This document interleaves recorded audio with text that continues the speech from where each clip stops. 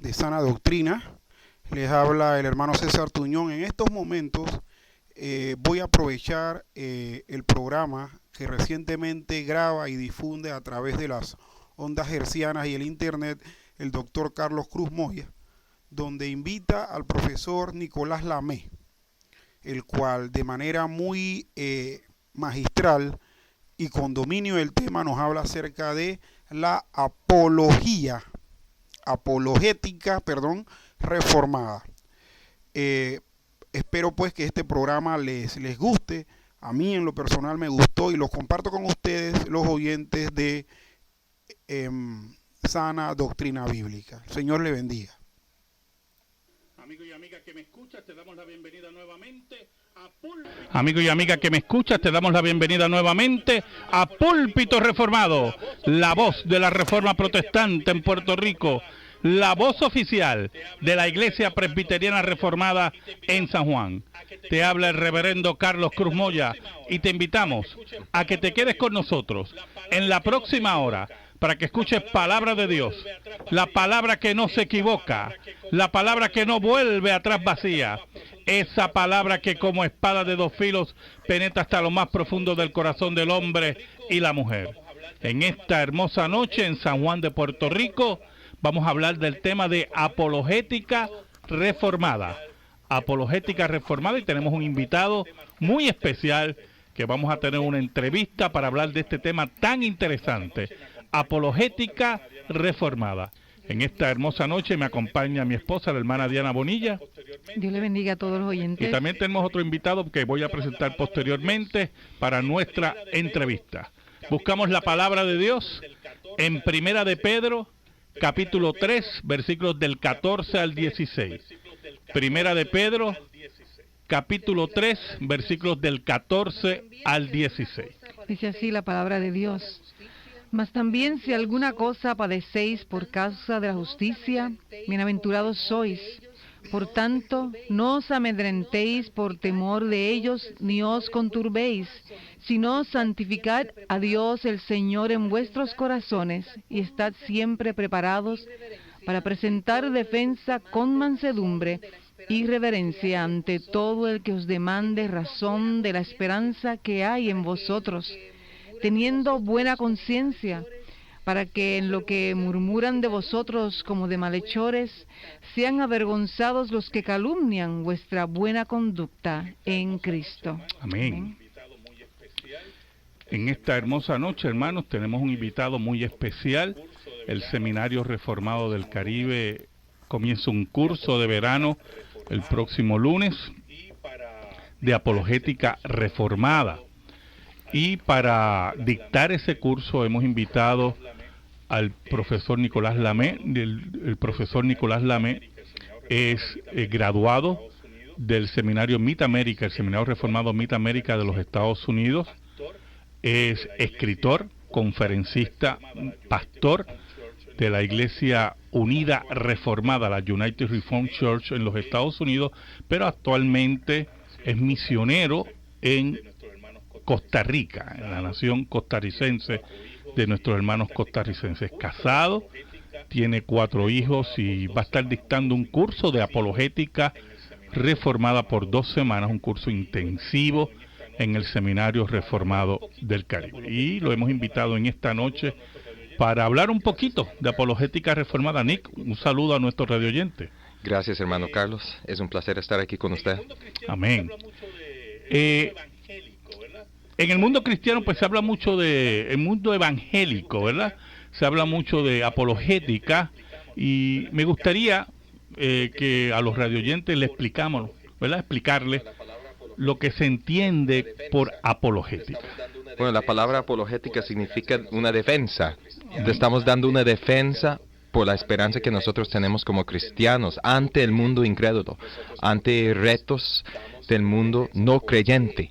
Nosotros como creyentes damos una defensa de por qué creemos y qué es lo que creemos. Claro, la apologética entonces tocaría varios aspectos para defender la fe cristiana, ¿verdad? Eso es correcto. En el mundo filosófico, en el mundo posiblemente de las ciencias, en la argumentación humanística, en diferentes áreas, en la historia. O sea, la fe cristiana tiene que aportar, tiene para aportar y tiene una defensa de su fe ante todas esas realidades. Es correcto, porque es la única fe verdadera. Es la única fe que encaja con la realidad en la que vivimos, en la que vive todo ser humano hecho a la imagen de Dios. Y por eso, sea cual sea el desafío, Muy bien. la fe cristiana, Dios en su palabra nos ha dado una respuesta ante el mundo incrédulo. Amén, amén. Ahora, cuando hablamos de apologética, hemos estado hablando de apologética reformada, porque pueden haber muchas apologéticas, pero consideramos, a nuestro parecer, y creo que estás de acuerdo conmigo, que hay una defensa que se ajusta más al texto bíblico, a la revelación bíblica, y es lo que llamamos, por lo menos dentro del pensamiento de nuestro seminario, que responde a un tipo de apologética reformada. ¿Qué queremos decir con apologética reformada? Bueno, yo creo que si nosotros estamos defendiendo la fe cristiana, entonces lo hacemos a partir de la única fuente de esa fe, que es la Biblia.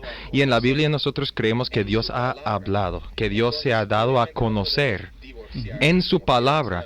Entonces, obviamente no podemos divorciar, como quieren hacer algunos, la fe o la doctrina, lo que nosotros creemos y confesamos, de la defensa de esa fe.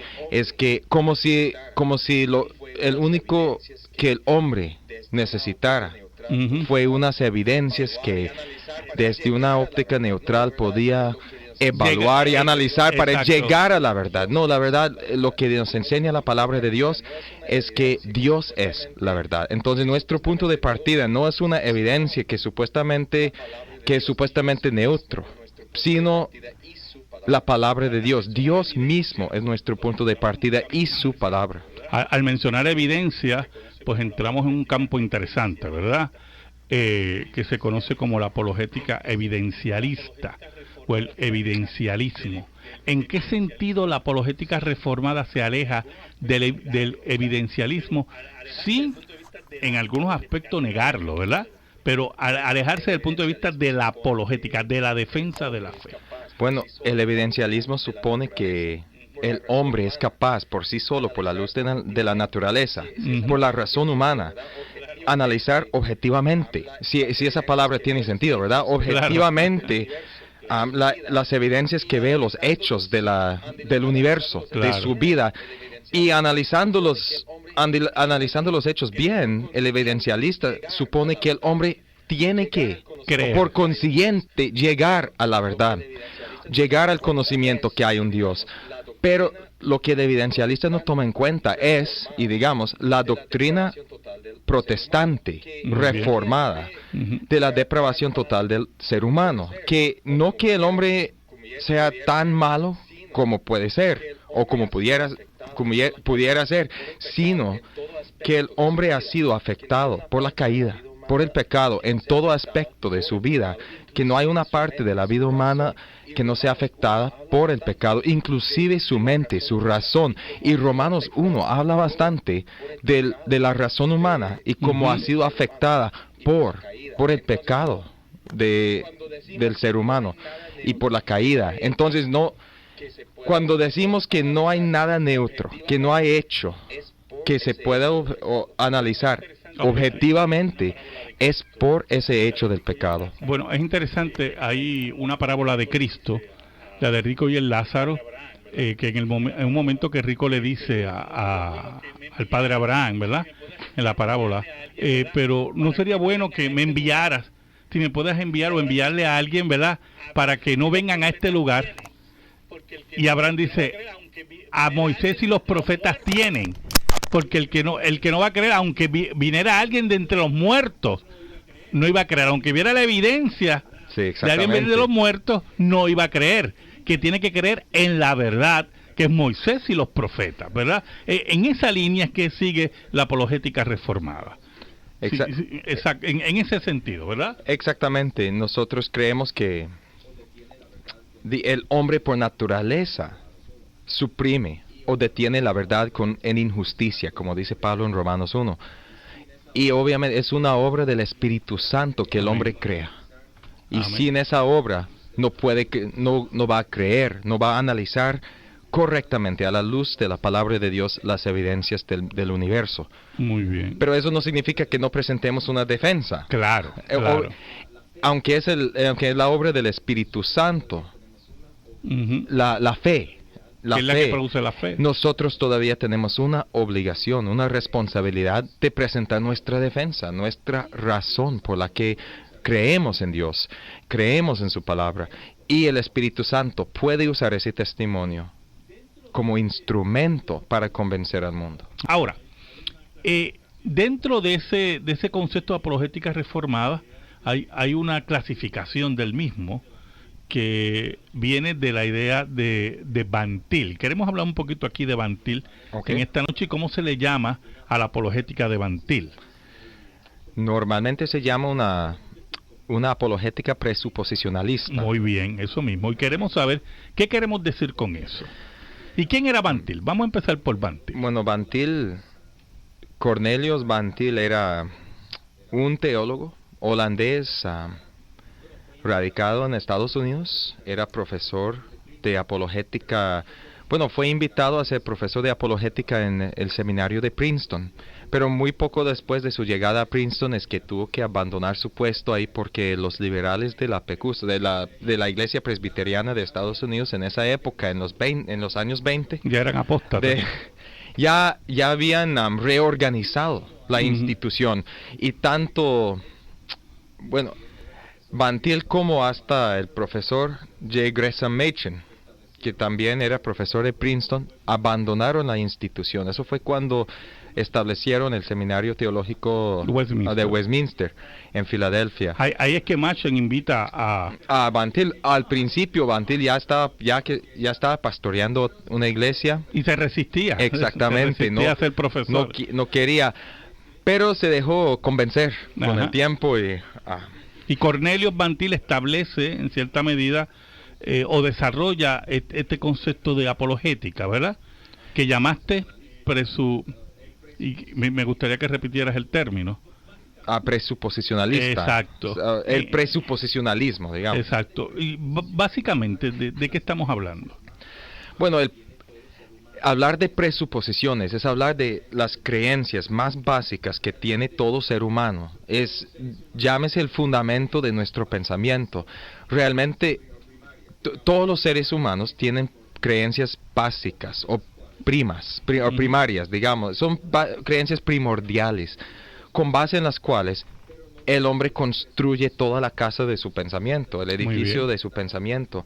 Pero normalmente esas presuposiciones son cosas que nosotros simplemente damos por sentados y no las tenemos presentes en la conciencia. ¿Podemos tener un ejemplo? Están en la subconsciencia. ¿Podemos tener algún ejemplo concreto? Y sé que como que te tomé un poquito de sorpresa. No, digamos, para ilustrar, ¿verdad? A nuestros radioyentes, ¿verdad? Sí. Yo recuerdo que cuando era pequeño, ¿verdad? En la escuela nos enseñaban un axioma de la ciencia, por ejemplo, que la materia ni se destruye ni se crea, sino se transforma. Y eso aprendimos todos de memoria, ¿verdad? Un axioma inalterable de la ciencia. Pero una de sus presuposiciones tiene que ser, analizando ese dicho bien, que el universo o la materia es eterna. Exacto. Porque algo que no se crea ni se destruye, no tiene ni principio ni fin, tiene que ser eterno. Hay dentro de la premisa es una presuposición sobre la naturaleza del universo, que es eterno. Entonces, si la materia es eterna, entonces, ¿qué hacemos con Dios? Pero el cristiano cree que Dios hizo al mundo en 6 días por el poder de su palabra ex nihilo, o de la nada, por el poder de su palabra, y todo muy bueno. Por eso Dios tiene todo el poder de crear materia y de destruirla. Dios es el único que ni se crea ni se destruye. Exacto. Es decir, que no tiene principio ni fin, es el eterno Dios. Exacto. Y Él existía antes del tiempo, antes que hubiera el universo, y de la nada lo creó. Muy bien. ¿Y eso es un presupuesto también? Sí, exactamente. Exacto. ¿Verdad? Basado en la verdad de la revelación. Y aquí es que vemos la apologética reformada en su manifestación. Creemos en la existencia eterna de Dios, o que Dios es, porque la Escritura así lo plantea. Exactamente. Y ese es el presupuesto filosófico basado en la Escritura, en la revelación bíblica. Como dijiste, todos los seres humanos tienen presupuestos y construyen su pensamiento a base de esos presupuestos, incluyendo las supersticiones. Si yo creo, como se me enseñó, que si no dormía temprano, venía el viejo con el saco a llevarme, pues entonces yo creaba un presupuesto en ¿verdad? En mi mente inocente de que tenía que dormir temprano. Y si tenía los ojos todavía abiertos, a las 11 de la noche, estaba atento a que el viejo no entrara a llevarme. O sea que todos esos presupuestos están ahí presentes y los damos por sentados, muchas veces sin ninguna demostración. Correcto. Entonces, la apologética reformada presenta sus presupuestos basados en la revelación bíblica, y de ahí construye su argumentación. Es correcto. De hecho, las presuposiciones son las creencias que no exigen una justificación. Es que Muy bien. son las creencias que simplemente damos por sentadas, es que damos por ciertas. Uh-huh. Y porque son las creencias sobre las cuales están todas las demás. Claro, pero o que dan sentido a las demás creencias. Pero por tenemos. ejemplo, el nuevo ateísmo está planteando su última estupidez, o que se está repitiendo, de que las cosas a la larga surgieron de la nada. O sea, ¿cómo es posible que la materia y lo que existe sin un Dios surge de la nada? Es un presupuesto contrario a la física ateísta. Pero como lo que están observando, y a la luz de la Escritura, lo que están observando va contra sus presupuestos, lo mejor entonces hacer el ridículo, en cierta medida. Bueno, el famoso científico Stephen Hawking, ¿verdad? En su libro El Gran Diseño, habla de la teoría M. Y de hecho, él dice que esta es la teoría que puede que haga sentido del universo entero, de que Uh-huh. tome en cuenta toda otra teoría y le dé sentido. Y dice que hasta con base en esta teoría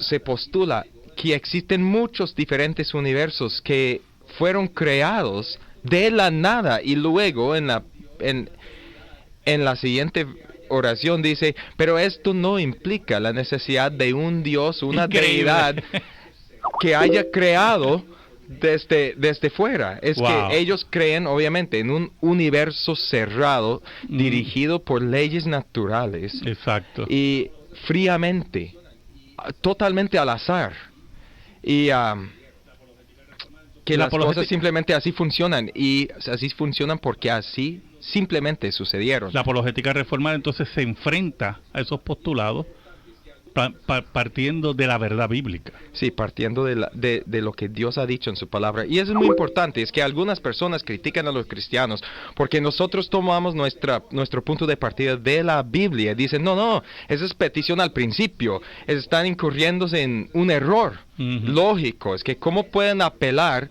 ante lo que se tiene que probar? Y nosotros decimos, no. Dios es nuestro punto de partida. Dios no es el tema para ser probado. Exacto. La Biblia, ¿cómo comienza? En el principio Dios da por sentado la existencia de Dios. Nosotros mismo como es. cristianos tenemos que tomar a Dios y su existencia como nuestra presuposición primordial.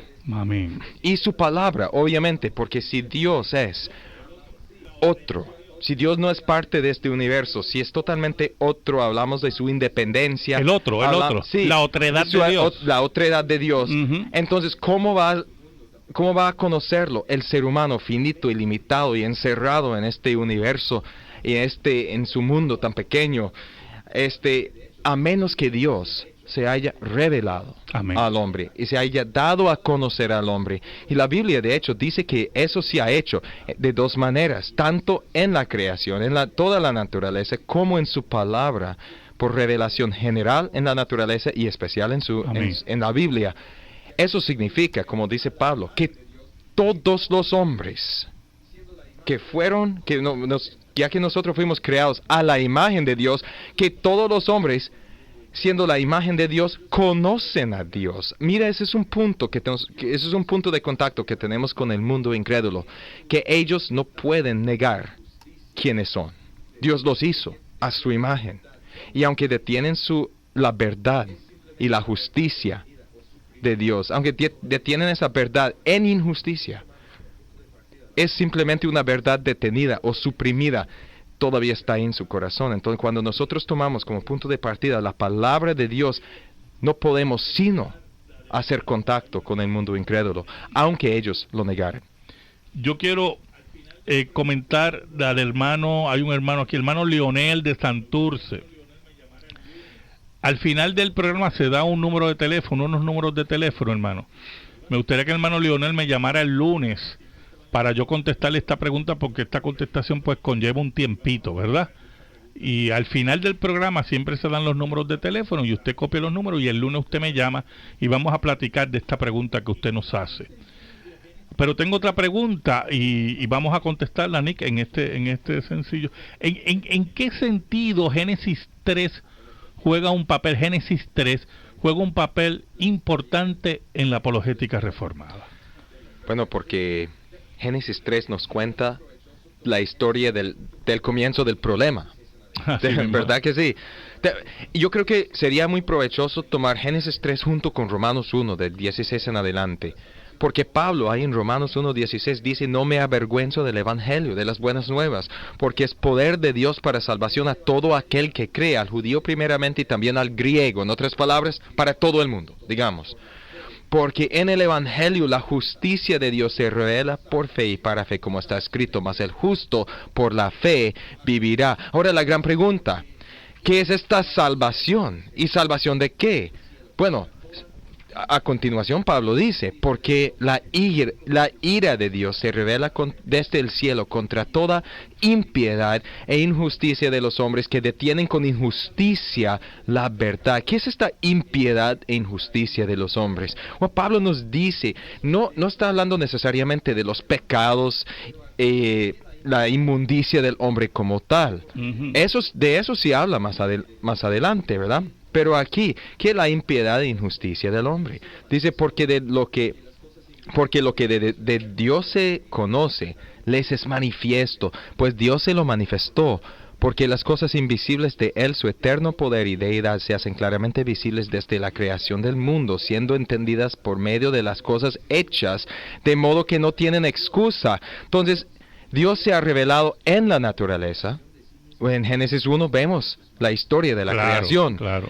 Dios también, entonces Dios ha dado una revelación de sí mismo en las obras de sus manos. Ha dejado la huella digital ahí en la creación y el hombre siendo parte de la creación. Nosotros no podemos extriparnos de esta creación como si fuéramos otra especie, ¿verdad? Somos parte de esta creación.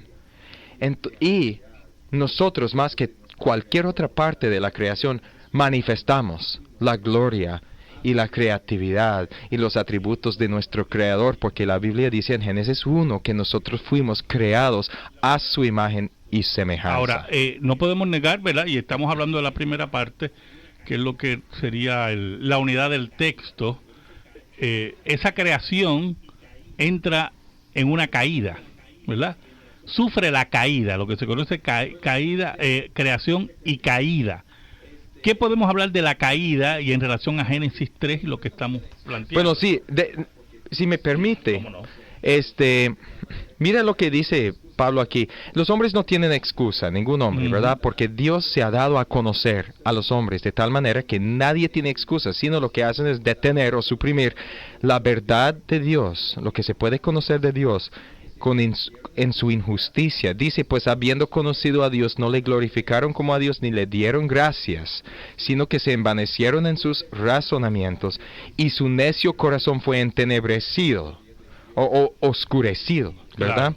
Profesando ser sabios, se hicieron necios y cambiaron la gloria del Dios incorruptible en semejanza de imagen, la misma palabra que se usa para hablar de la imagen de Dios en el hombre, pero ahora cambian la gloria del Dios incorruptible en semejanza de imagen de hombre corruptible, de aves, de cuadrúpedos y de reptiles. ¿Cómo entra aquí Génesis 3? Porque yo creo, mira, observe aquí el lenguaje de Pablo. Profesando ser sabios, aunque conociendo a Dios no le glorificaron a Dios, sino ¿qué dice? No le glorificaron ni le dieron gracias, sino que se envanecieron en sus razonamientos, aquí habla de la mente, su forma de pensar, y su corazón, su hombre interior fue oscurecido. Ahora, yo estoy convencido que Pablo tiene en mente a Adán y Eva. Claro. Que no está hablando, sí está hablando de toda la humanidad, pero en particular tiene en cuenta o en mente a Adán y Eva en Génesis 3. Y nosotros, volviendo por un momento a Génesis 3, leemos solo los primeros 7 versículos. Dice, pero la serpiente era astuta, y más que todos los animales del campo que Dios había hecho, la cual dijo a la mujer, ¿con qué os ha dicho Dios? No comáis del todo árbol del huerto. En otras palabras, ¿qué es este Dios que les ha dicho que de toda esta abundancia no pueden comer nada? ¿Qué hay? Y la mujer respondió a la serpiente, del fruto de los árboles del huerto podemos comer. No está equivocada, serpientes, que podemos comer de todo. Pero del fruto del árbol que está en medio del huerto, dijo Dios. Ahora, fíjense en algo. Dios no solamente se dio a conocer en la naturaleza, pero dio una palabra. Exacto. El Creador les interpretó su creación a Adán y Eva. Como dijimos, no hay ningún hecho del universo que sea neutral, ¿verdad? Dios llega y Dios le interpreta a esta pareja todo lo que existe, inclusive este árbol. Ahora la serpiente quiere que Eva y que Adán, que está a la par de ella, ¿verdad?, que ellos interpreten la realidad no a partir de la palabra de Dios, sino a partir de su propio razonamiento, de su propia razón y mente. Uh-huh. Entonces dice, pero del fruto del árbol que está en medio del huerto, dijo Dios, no comeréis de él ni le tocaréis, para que no muráis. Está parafraseando, digamos, lo que dijo Dios. Está bien, lo que dice es correcto.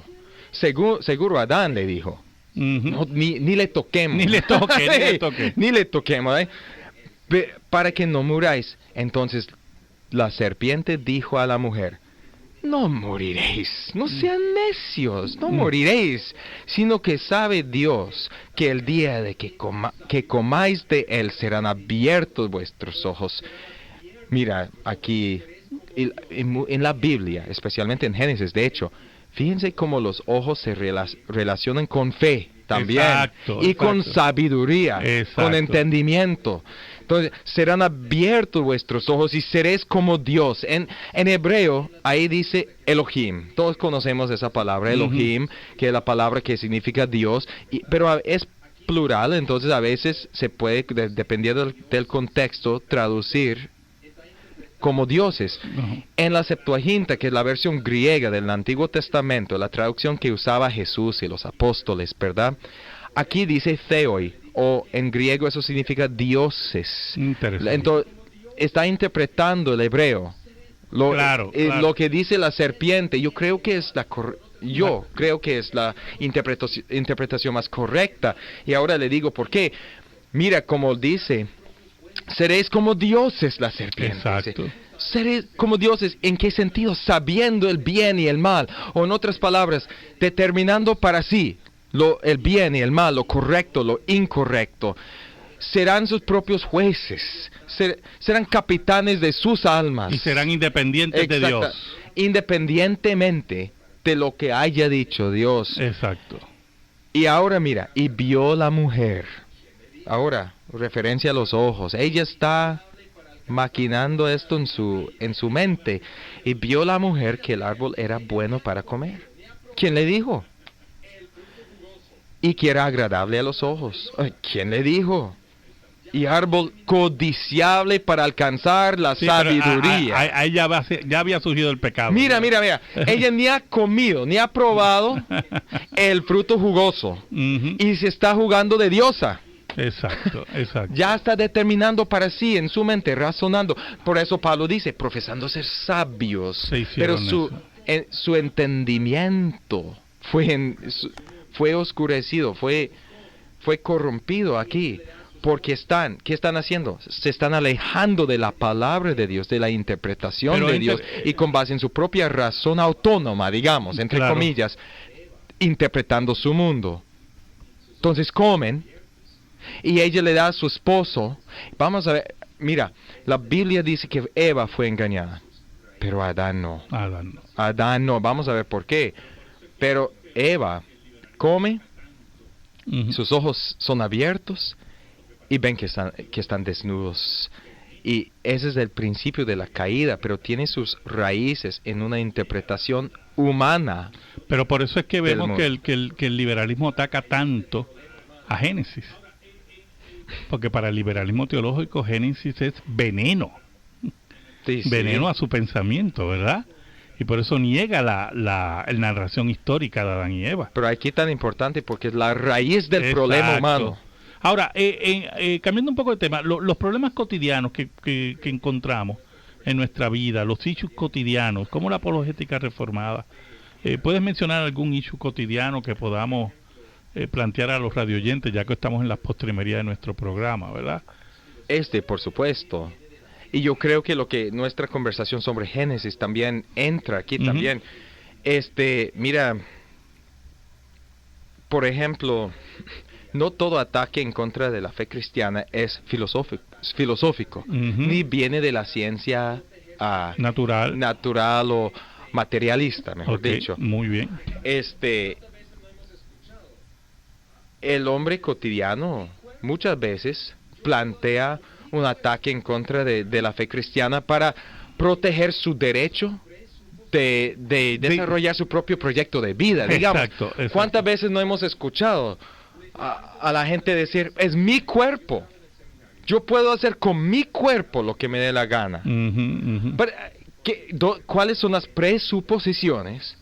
Muy bien. De esa óptica, ese axioma, sí. Le cuento una pequeña historia. Cuando yo estaba en el seminario, yo antes estudiaba en un restaurante.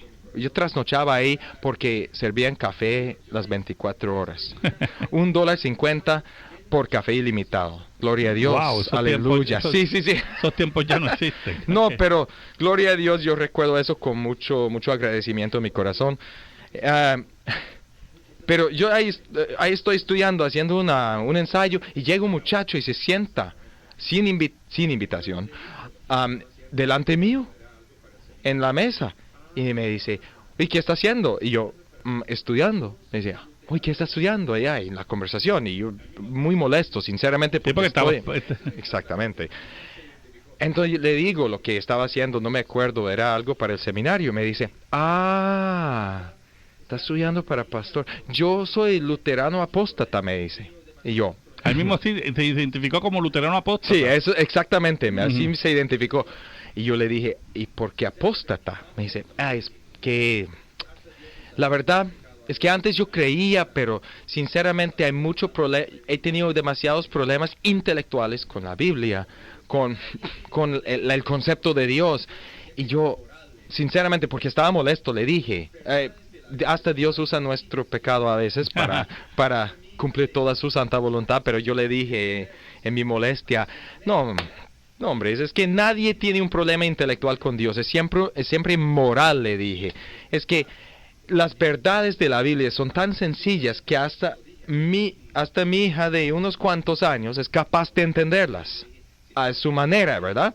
Es que nadie tiene problema intelectual con la enseñanza de la Biblia, porque es muy clara. Es que su problema es moral. Simplemente yo se lo dije así, para ser chocante, imagino, polémico, no sé, le dije, simplemente usted no quiere que nadie le diga con quién puede tener sexo. Exacto. Y él me quedó viendo y me dice, "Oh, ¿cómo supo? ¿Qué? ¿Cómo supe qué? Me dice, y después se confesó que era un homosexual, estaba viviendo en el closet, pero él no podía reconciliar sus deseos Con la fe cristiana. sexuales con su fe cristiana y decidió abandonar su fe para abrazar su vida y sus deseos sexuales. Pero eso es lo que dice la gente, ¿verdad? Mira Muy lo bien, que... muy bien.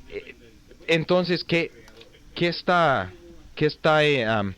metido, digamos, en ese tipo de respuesta? Bueno, la idea es, cuando la gente dice, es mi cuerpo, que existen en independencia Bueno, de Dios, el Creador. En Puerto Rico hubo unas protestas aquí de los grupos gay. Había una pancarta que decía, saquen a ese Dios de mi cuerpo.